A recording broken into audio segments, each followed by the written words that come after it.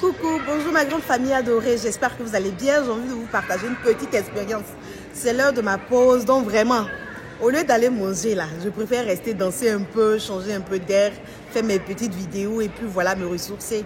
Et profiter pour faire une petite vidéo pour vous donner aussi, partager un peu ma petite expérience dans le monde du travail. Surtout que nous vivons aussi en Europe, c'est pas facile. Et donc quand tu as un travail, ne te contente pas de rester dans ta zone de confort. Sois un peu curieux quand tu es dans le monde de l'entreprise. C'est-à-dire que si par exemple, tu es réceptionniste, dans l'entreprise, essaie de voir un peu ce que chaque département fait. Et tu peux faire peut-être des stages ou des formations dans chaque département pour pouvoir avoir une idée plus élargie de ce que l'entreprise fait.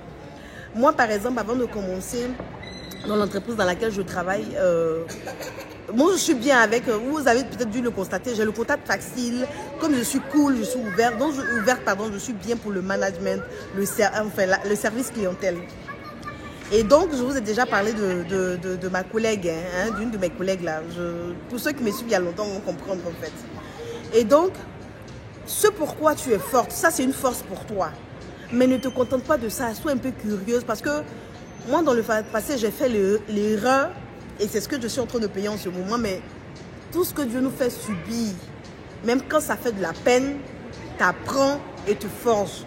Tire la leçon de ce que tu as, des erreurs que tu as commises dans le passé pour pouvoir te former. Et c'est pour ça que je partage cela avec vous.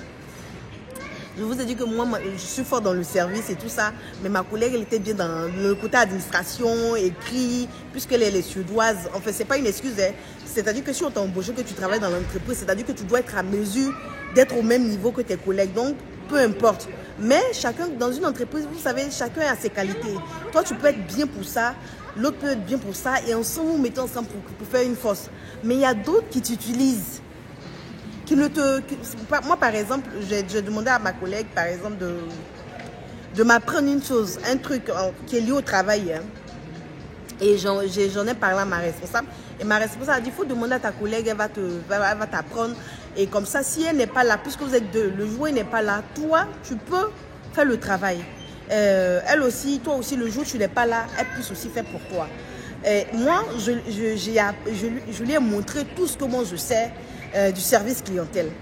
Mais elle, dans son département, en fait, de son côté là, elle n'est pas prête à tout me montrer. C'est qu'elle est prête à me montrer, c'est-à-dire que le côté où on ramasse peut-être les cartons, quand il y a les techniciens, il faut leur montrer la lampe. C'est-à-dire que les trucs où on doit travailler avec le cerveau, on doit travailler avec l'ordinateur, moi, elle ne me montre pas. Et quand je lui demande, dans une semaine, je vais demander, je vais faire ça un mois. Et puis maintenant, moi, je viens comme ça, je demande, est-ce que tu as pu faire, est-ce que ce dont je vais apprendre, est-ce que tu te sens prête pour pouvoir me montrer, est-ce que tu as pu, parce qu'il faut faire une demande d'abord avant de faire. Et c'est celle qui doit faire. Non, j'ai trop de trucs à faire. Elle te remet un mois. C'est de 1 mois, 2 mois, 3 mois, 4 mois. Elle me tourne. Et moi, je me rends compte. Et ça me fait de la peine parce que au-delà d'être collègues, nous sommes des amis. Et moi, ça me fait de la peine. Je lui demande, elle me remet ici, elle me remet ici. Et je comprends, je suis plus naïve. Parce qu'avant, elle m'a exploité. Et j'ai compris beaucoup de choses. Je me dis, bon, on peut rester au stade de collègue, elle n'a pas besoin d'être mon amie. Mais comme c'est dans le cas de l'entreprise que j'ai envie aussi d'exceller.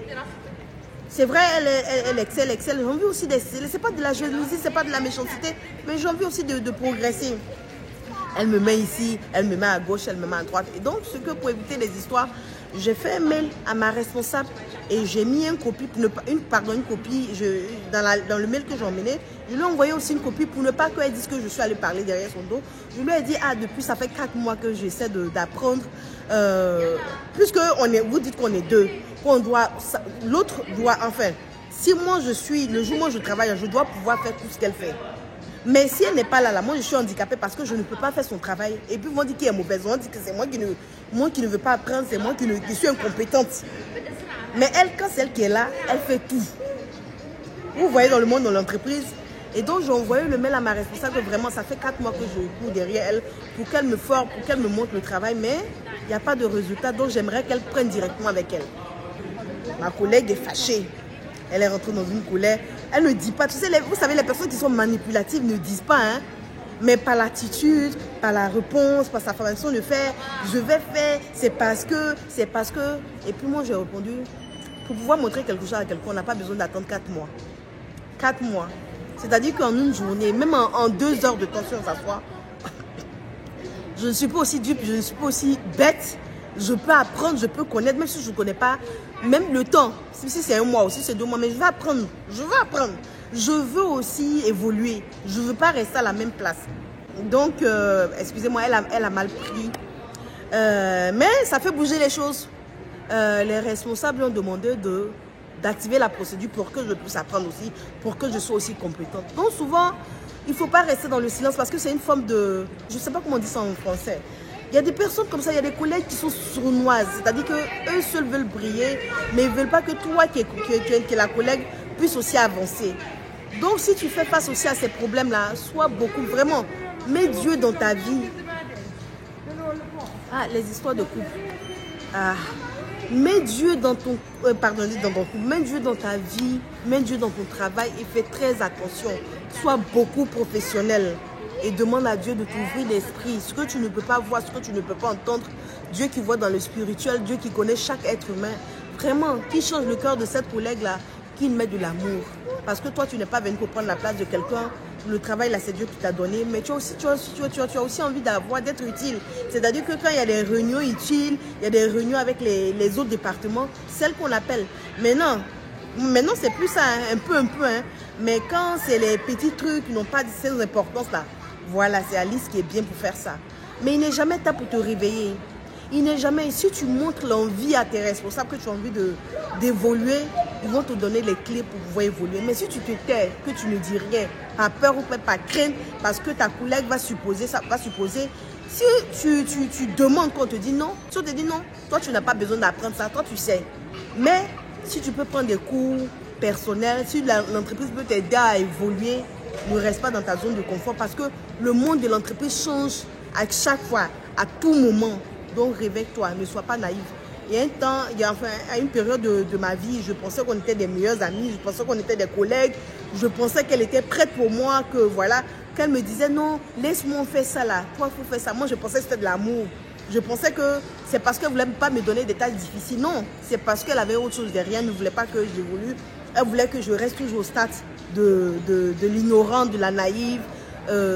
Mais bon, j'en ai parlé à d'autres qui m'ont donné des conseils, qui sont aussi des Suédois, qui m'encadrent aussi. Donc souvent parler aussi fait du bien, mais ne parle pas à n'importe qui. Souvent aussi le silence aussi est bien. Parce que d'autres personnes peuvent interpréter, te donner des intentions que toi tu n'as pas. Toi, c'est-à-dire que tu viens avec le bon cœur, mais comme les gens sont de mauvaise foi, vont t'accuser pour des choses auxquelles tu ne penses pas. Vraiment que Dieu guide le cœur de chacun d'entre nous. Et j'espère que cette vidéo t'a plu. Si ma vidéo t'a plu, pardon, clique sur le truc et puis partage et puis va me soutenir sur ma page YouTube. Je vous aime d'amour et d'amitié. Et puis, à couper aussi, c'était Alice Hanson, la distributrice automatique de la joie. Tu peux me suivre sur Facebook, Alice Distributrice Automatique de la Joie. Sur Facebook, Alice Hanson. Et sur Instagram, pardon, Alice Hanson. Sur TikTok, c'est Mama Africa Sweden. Voilà. Je vous embrasse très fort et puis à couper. Oh. Mouah.